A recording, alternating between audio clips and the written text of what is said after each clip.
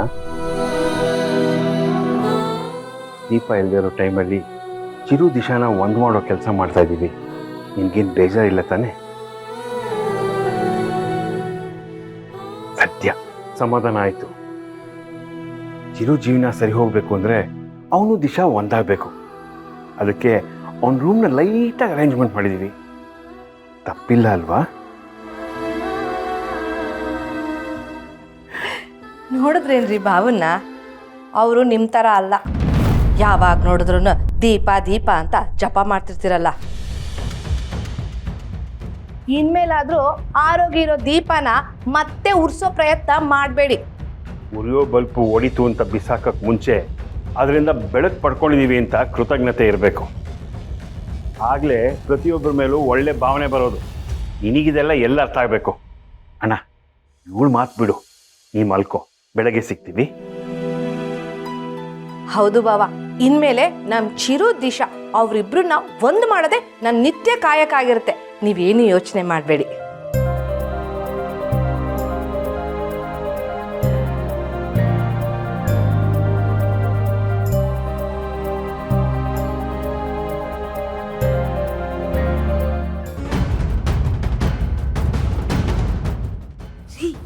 ಚಿರು ಉಟ್ಕೊಂಡ? ಯಾವುದೇ ಕಾರಣಕ್ಕೂ ದಿಶಾನ ರೂಮಲ್ಲಿ ಸೇರಿಸ್ಕೊಳ್ಳಲ್ಲ ಅಂದ್ಬಿಟ್ಟ.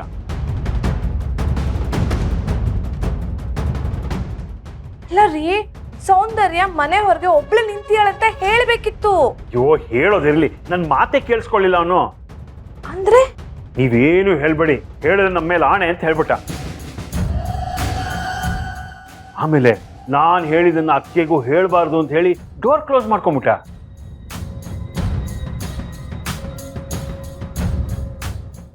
ಇವಾಗ ಏನ್ ಮಾಡೋದು? ರೀ ಪ್ರಭಾಕರ್, ನಿಮ್ಮ ತಂಗಿ ಇಷ್ಟೊತ್ತಲ್ಲಿ ಹೊರಗಡೆ ನಿಂತಿದ್ರೆ ನೀವೇನು ಹೇಳ್ದೆ ಸುಮ್ಮನಿದ್ದೀರಲ್ರಿ? ಆ್ಯಕ್ಷನ್ ಇದ್ರೆ ತಾನೇ ರಿಯಾಕ್ಷನ್ ಕೊಡೋಕ್ಕಾಗೋದು. ಅರ್ಥ ಆಗಲಿಲ್ಲ. ಸೌಂದರ್ಯನ ಮುಂದೆ ನಾವೇನೂ ಮಾತಾಡೋಕ್ಕಾಗಲ್ಲ.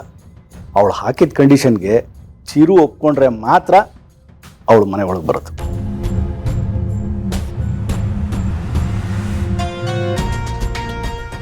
ಯಾಕೆ ಎಲ್ಲರೂ ಎಷ್ಟು ಸೀರಿಯಸ್ ಆಗಿದ್ದೀರಾ?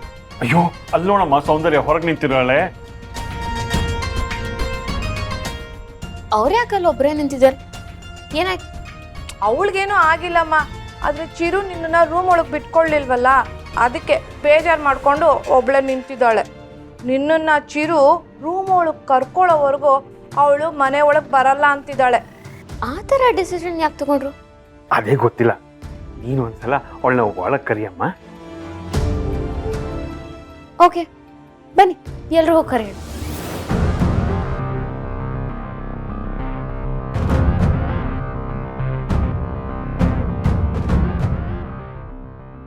ವಾಟ್ ಇಸ್ ದಿಸ್ ಸೌಂದರ್ಯ? ಚಿರಾಗ್ ಹಠ ಮಾಡ್ತಿದ್ದಾರೆ ಅಂತ ನೀವು ಹಠ ಮಾಡ್ತಿದ್ದೀರಾ ಅಲ್ವಾ? ಇದು ಹಠ ಅಲ್ಲ ದಿಶಾ. ನಿನ್ನ ಚಿರು ಮಧ್ಯೆ ಬಿರುಕು ಬೀಳಬಾರ್ದು ಅನ್ನೋ ಉದ್ದೇಶಕ್ಕೆ ನನಗೆ ನಾನೇ ಹಾಕೊಂಡಿರೋ ದಿಗ್ಬಂಧನ.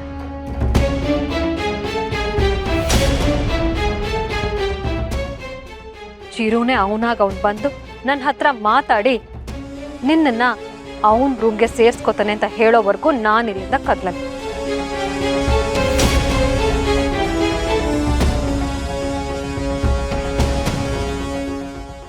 ದಿಶಾ ಯಾಕೆ ಖುಷಿಯಾಗಿದ್ದಾಳೆ?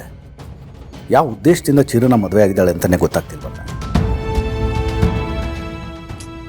ಸೌಂದರ್ಯ, ಹಠ ಮಾಡಬೇಡಮ್ಮ. ನೀನು ಈ ಥರ ಬಂದು ಒಬ್ಳೆ ನಿಂತಿರೋದು ನಮ್ಮಿಂದ ನೋಡಕ್ ಆಗ್ತಾ ಇಲ್ಲ. ನನಗೆ ಯಾರ ಸಿಂಪತಿನೂ ಬೇಕಾಗಿಲ್ಲ ಚಿಕ್ಕತ್ತೆ. ನೀವೆಲ್ಲರೂ ಒಳಗೆ ಹೋಗಿ.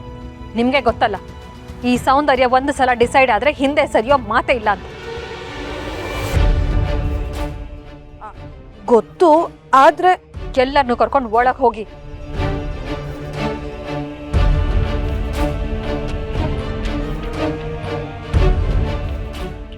ಎಲ್ಲರೂ ನಡೀರಿ. ಚಿರುನೇ ಬಂದು ಕರೆಯೋವರೆಗೂ ಸೌಂದರ್ಯ ಈ ಜಾಗ ಬಿಟ್ಕರ್ಲಲ್ಲ. ಬನ್ನಿ.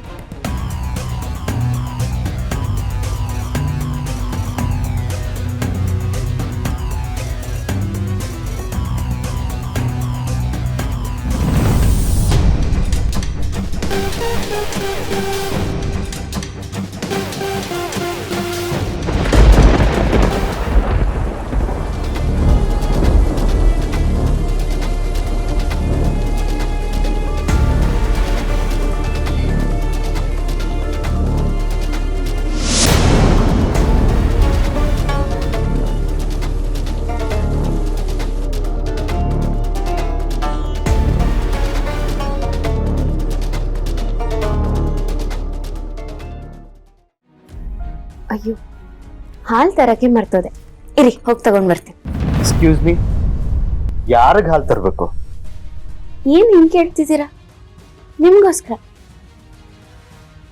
ಈ ಅರೇಂಜ್ಮೆಂಟ್ಸ್ ಎಲ್ಲ ನೋಡಿ ನನ್ಗಂತೂ ತುಂಬಾನೇ ಖುಷಿ ಆಗ್ತಿದೆ.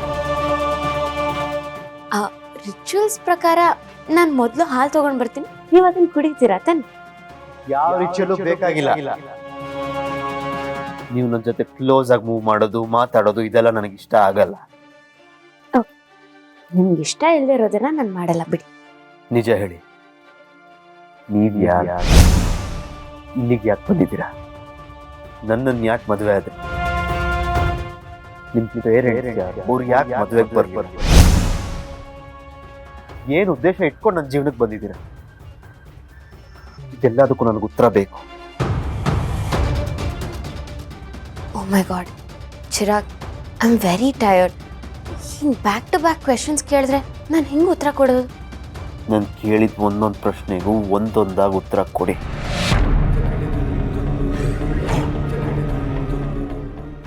ಏನು ಯೋಚನೆ ಮಾಡ್ತಾ ಇದ್ದೀರಾ? ಏನು ಸುಳ್ಳು ಹೇಳಿ ಅಂತನಾ? ನೋನು, ನಾನು ಯಾಕೆ ಸುಳ್ಳು ಹೇಳಿ? ನೋಡಿ ಮಿಸ್ಟರ್ ಚಿರಾಗ್, ನೀವು ನನಗೆ ಇಷ್ಟ ಆದ್ರಿ ಅಂತ ನಾನು ನಿಮ್ಮನ್ನು ಇಷ್ಟಪಟ್ಟೆ. ಅದಾದ್ಮೇಲೆ ದೀಪ ಅವ್ರು ದೂರ ಹೋದ್ಮೇಲೆ ನಿಮ್ಮನ್ನು ಮದುವೆ ಆಗೋಕ್ಕೂ ಒಪ್ಕೊಂಡೆ. ನೀವು ನನ್ನನ್ನು ಮದುವೆ ಆಗೋಕೆ ಒಪ್ಕೊಂಡ್ರಿ ಅಲ್ವಾ? ನಾನೇನು ಇಷ್ಟಪಟ್ಕೊಂಡು ಒಪ್ಪಿಲ್ಲ. ಐನೋ, ಬಟ್ ಇವತ್ತಲ್ಲ ನಾಳೆ ನನ್ನನ್ನು ಇಷ್ಟಪಡ್ತೀರಾ ಅನ್ನೋ ಹೋಪ್ಸಿದೆ. ನೀವು ಕನ್ಸಲ್ಲೂ ಅದನ್ನೆಲ್ಲ ಯೋಚನೆ ಮಾಡಬೇಡಿ. ಮೊದಲು ನನ್ನ ಪ್ರಶ್ನೆಗೆ ಉತ್ತರ ಕೊಡಿ. ನೀವು ಯಾರು, ಇಲ್ಲಿ ಯಾಕೆ ಬಂದ್ರಿ, ನನ್ನ ಯಾಕೆ ಮದುವೆ ಆದ್ರಿ, ನನ್ನ ಲೈಫಿಗೆ ಯಾಕೆ ಬಂದ್ರಿ ಅನ್ನೋ ಪ್ರಶ್ನೆಗಳಿಗೆಲ್ಲ ನಾನು ಉತ್ತರ ಕೊಟ್ಟಿದ್ದೀನಿ.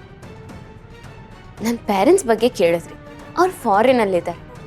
ಇಮಿಡಿಯೇಟಾಗಿ ಮ್ಯಾರೇಜ್ ಫಿಕ್ಸ್ ಆಗಿದ್ರಿಂದ ಅವ್ರು ಬರೋಕ್ಕಾಗಲಿಲ್ಲ. ಅದನ್ನು ನಾನು ಸೌಂದರ್ಯ ಹತ್ರ ಹೇಳಿದ್ದೀನಿ. ಅಷ್ಟೇನಾ? ಬೇರೆ ಏನಿದೆ? ನೀವು ಕೊಡ್ತಾರೋ ಉತ್ತರಗಳಿಂದ ನನಗೆ ಸಮಾಧಾನ ಆಗ್ತಾ ಇಲ್ಲ. ಆ್ಯಂಡ್ ನೀವು ಇರಬೇಕಾಗಿರೋ ಜಾಗ ಇದಲ್ಲ. ದಯವಿಟ್ಟು ನಿಮ್ಮ ಬ್ಯಾಗ್ ತಗೊಂಡು. ಏನು ಹೆಂಗೆ ಹೇಳ್ತಿದ್ದೀರಾ ಚಿರಾಗ್? ಇಷ್ಟು ದಿನ ನಾನು ಬರೀ ದಿಶಾ ಇದ್ದೆ, but now I am your wife, Disha Chirag. ಅಂಥದ್ರಲ್ಲಿ ಇಲ್ಲಿಂದ ಹೋಗಿ ಅಂದರೆ ಹೆಂಗೆ?